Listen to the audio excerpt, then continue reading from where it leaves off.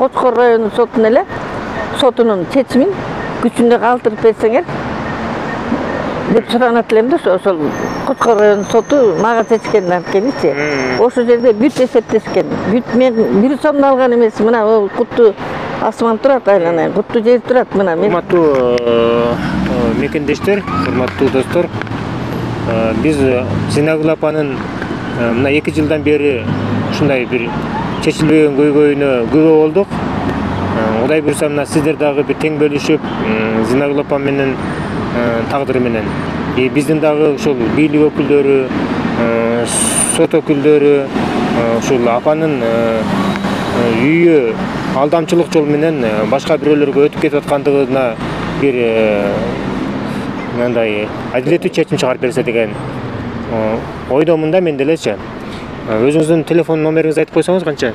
078 98 33 31 телефон өзүнүкү ошол. Биз жогорку соттун адилеттүү чечим чыгарып берерине ишенебиз. Чоң рахмат айнанан. Мен эле суранарым ошо да, мага эмне кереги бар мисалы.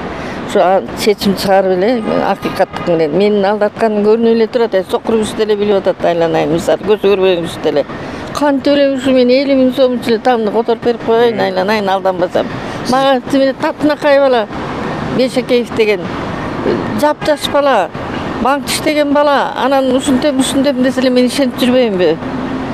Акачсан тескери ой бар экен ошо. Эптеп баламдан эмне үчүн балама өстөлөтүп алган жок. Мен ошол вопрос. Ооба, эми сиздин азыр балаңыз менен шаарда жүрөт дейсиз, ада жумуш издеп жүрөт деп атып атасыз. Эми өзүңүз болсо ошо балаңыз менен чогуу турат элеңиз ал үйдө? Жок, ошолукта турчун, аялы да кетип калды. Ажырашкандан кийин аялы да кетип калган. Балам да аяка тура албай койду.